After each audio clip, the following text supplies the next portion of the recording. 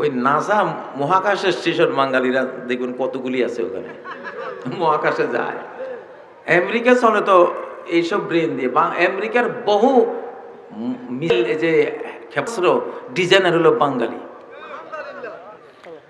আমার সাথে জেলখানায় একজন ছিল ৮৬ বছর বয়স। তো আমেরিকায় ৩-৪টা ইউনিভার্সিটিতে ডক্টরেট করা। তো ওনার সাথে আমি একই ইয়েতে ছিলাম, একই বিল্ডিংয়ে, জেলখানায়। দেখলাম লোকটার মধ্যে সে সকাল সন্ধ্যা নবীজির দুরূদ পড়ে আর দুই চোখ বেয়ে বুক ভাসায় ফেলে পানি দিয়ে। ভাবলাম যে এই লোকটা ইংরেজি লোক, তো তার এত সাংঘাতিক আবেগ। তো ওনার একটু ঘনাইলাম, গল্প করলো, কয় যে বিল গেটস যে মাইক্রোসফট কোম্পানি, উনি ওই মাইক্রোসফট, বিশ্বের সেরা ধনী না বিল গেটস, ওই বিল গেটস এর মাইক্রোসফট কোম্পানির উনি কম্পিউটার অপারেটর ছিলেন। আমার বললেন যে বহু বাঙালি, ও তো বিল গেটস তো বাঙালি দিয়েই উঠছে। আল্লাহু আকবার! এমন ব্রেইন আল্লাহ তাআলা বাংলাদেশে দিয়েছে। এক বিজ্ঞানী গবেষণা করছে, কয় পৃথিবীর সব জাতির ব্রেইন খরচ হয়ে গেছে। তো আমরা চিন্তা করতাম পৃথিবীটা চালাইবো কে এখন। পরে বাংলাদেশের ব্রেইন গবেষণা করলাম, কয় দেখলাম যে পুরাটাই খালি রয়েছে, আর কিচ্ছু ব্যবহার হয় নাই। এই জন্য এখন সারা পৃথিবী দেখবেন বাংলাদেশের দিকে আসতেছে। এটা এখনো অব্যবহৃত রয়েছে। সুবহানাল্লাহ! এগুলি কাজে লাগাইবে, বুঝছেন? নারায়ে তাকবীর, নারায়ে তাকবীর। ওয়া নাজআলহুম আইম্মাহ, যেগুলিরে কইছো আমি এগুলিরে নেতা বানাই দেবো, তোর জাতির নেতা। আল্লাহ, ঠিক না? আমি আল্লাহ ওদেরকে দিয়েই তো করে শাসন করাবো। ওয়া নাজআলহুম আইম্মাহ, বাইরে এমন একটা যুগ শুরু হয়েছে, আল্লাহ জমিনের বানাই দিব, মাটির ভিতরে হয়ে যাবে।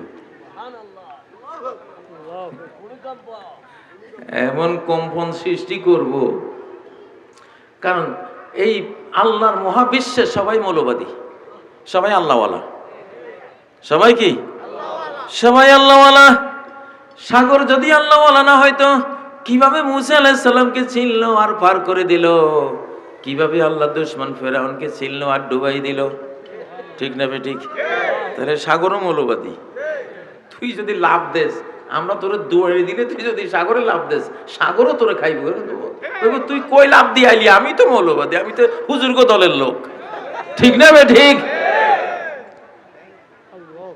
সুবহানাল্লাহ। ফানফালাক ফাকান কুল্লু ফারকিন কাত্তুদিল আযীম। মুসা আলাইহিস সালাম যখন লাঠি মারলেন, 12টা বিশ্ব রোড হয়ে গেল। 2-3 কিলোমিটার উঁচু হয়ে পানিগুলো গার্ড অব অনার দিয়ে দাঁড়িয়ে গেল। মুসা যাও, পার হও। আমরা তো ফেরাউনরে ধর্ম, তুমি যাও, তোমারে সসম্মানে পার করে দিলাম। সুবহানাল্লাহ, ঠিক না? আগুন কয় আমি তো মৌলবাদী, আমি যদি মৌলবাদী না হইতাম একটা প্রাণীও বাঁচত না। হিরোশিমা নাগাসাকিতে রয়েছে ওইরকম 20-25টা মারা হয়ে গেছে, এখন রয়েছে। ঠিক না বেঠিক? আগুন মৌলবাদী। আগুন যদি মৌলবাদী না হয় তাহলে নমরুদের জ্বালানো আগুন, নমরুদে লক্ষ লক্ষ মন লাকড়ি খড়ি জমা করে সেই জমাকৃত লাকড়ির মধ্যে আগুন দিল, ঠিক না? সে আগুনের মধ্যে তার দুশমন হযরত ইব্রাহিমকে ফেললো। নমরুদের আগুন মৌলবাদী। প্রমাণ হলো কি আগুনটাও কি কি রে, হে মৌলবাদী না হলে হে ইব্রাহিম তো দেখা যায় আগুনের দোস্ত, কয় হাজার বছরের তার পরিচিত ফ্রেন্ড। মৌলবাদী দোস্তি না? তো আগুন মৌলবাদী না হলে ইব্রাহিমটা জ্বালায় না কেন? নমরুদ বৈশা বৈশা চিন্তা করতেছে, হায় হায় রে, এটা কি করা যে এনে দিব, ওইখানে সবাই তো মৌলবাদী। সত্তা মশাও মৌলবাদী, পারলে টাকা দিতে পারস না। আমি কই মারবো। কি মারবি তুই? তুই কি মারবি?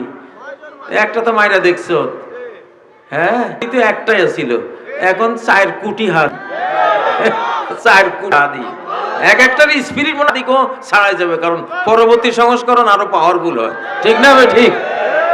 আল্লাহু আকবার, নারায়ে তাকবীর।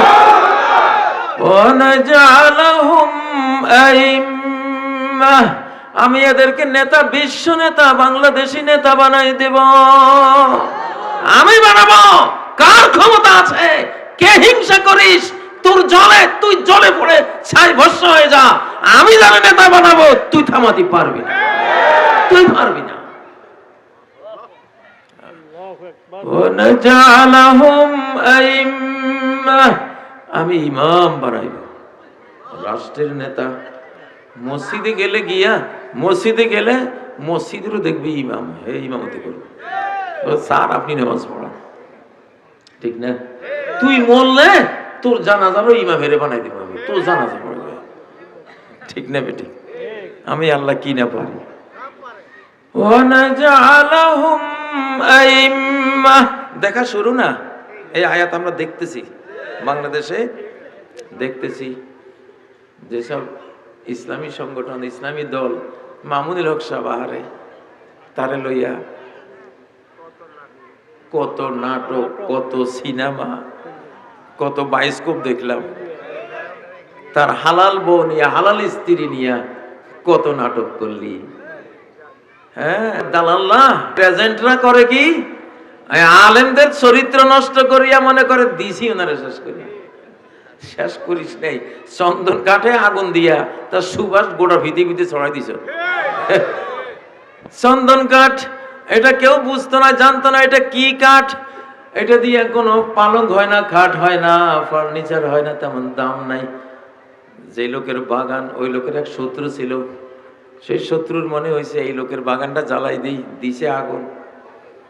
বাবারে, আগুন দেওয়ার পরে যে সুবাস শুরু হয়েছে, সুবাসে তো এখন গ্রামকে গ্রাম মানুষ দৌড়ে আসে, কিরে এই কিসের গ্রাম, কোত্থেকে আইয়ে দেখে যে চন্দনের বাগানে আগুন দিছে, সেই গাছের সুবাস।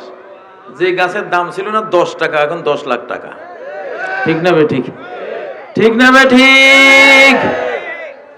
ওয়ানাজআলহুম আইম্মা, মামুনুল হক সাহেবকে আল্লাহ নেতা বানাবেন, বাংলাদেশের একজন জাতীয় নেতা বানাবেন। তার পরিকল্পনা। ফকিন্নির পুতেরা, পারছিস ঠেকাইতে? পারছিস? আর পারবি? ও ভাইরা, এমন পরিবেশ আইতে আছে, আমাদের 4 কোটি যুবক, 4 কোটি নেতা, কয়টা মারবে? বাঙালিদের যা ব্রেন আল্লাহ দিছে, যা ব্রেন আল্লাহ দিছে, রিক্সাওয়ালারা যদি পার্লামেন্টে বসাই দিই সুন্দর চালাইতে পারবো ইনশাআল্লাহ। পণ্য বিক্রি করে 250, 350, 200, তিনটা মিলি 150 নেন। কি ব্রেনটা! 250, 350, 200 মিলি 150, এটা কথা। এখন যে শুনে সে ভাবছে এই লোকে মনে হিসাব জানে না। ইস, কি মহামূল্যবান জিনিস নে তাড়াতাড়ি। আসলে ওই হিসাব করে এটা 150 টাকার জিনিসই, কিন্তু সে মার্কেটিংটা করছে কি 250, 350, 200 সমান সমান কত? 150। এখন যে হঠাৎ করে যে বুঝে নাই, সে বুঝে আসলে তো 350 টাকার জিনিসই, 250 টাকার জিনিসই, 200 টাকার জিনিসই, কিন্তু সে হিসাব জানে না দেখিয়া তিনটা মিলাইয়া 150 টাকা কইছে, বোকাদের নিয়ে নেই তাড়াতাড়ি। আসলে কিন্তু ও 150 টাকার জিনিসে আকর্ষণ করার জন্য 250, 350, 200 বানাইছে। ঠিক না বে ঠিক? এরকম ব্রেনে যে বাঙালি, তুমি রিক্সাওয়ালা বসাই দিস না, সুন্দর চালাইবে বাংলাদেশ ইনশাআল্লাহ। ঠিক না বে ঠিক? একদিন রংপুর গেছি, বড়া বর্ষা, বর্ষার ভিতরে বিলের মাঝখানে পানি, গলা সমান পানি, বিলের মাঝখানে বসে একটা লোক হিসতেছে। কি রে বাবুরে, এইটা কি আবার কাণ্ড! এই লোক চারদিকে সাগরে, সাগরের মাঝখানে কি হিসতেছে? পরে অনেকক্ষণ দাঁড়ায় দাঁড়াচ্ছি, গবেষণা করলাম, জিজ্ঞাসা করলাম, ভাই এলে কি বোকা লোক নাকি হিসতেছে? কেন বোকা না, সে একটা লাইন বানাইছে, ড্রেন, ড্রেন বানাইয়া ড্রেনের মাথায় আনতা বসাইছে, আনতা বসাইয়ে ওই মাথা বসে হিঁচতে আছে, হিঁচলে না একটা স্রোত হইব, স্রোত হইলে ওই মাথায় মাছে মনে করব, মনে হয় এদিকে নতুন রাস্তা বাইর হয়েছে। নারায়ে তাকবীর। আরে ভাই, বাঙালিরে খেপাইস না, বাংলাদেশি করে খেপাইস না।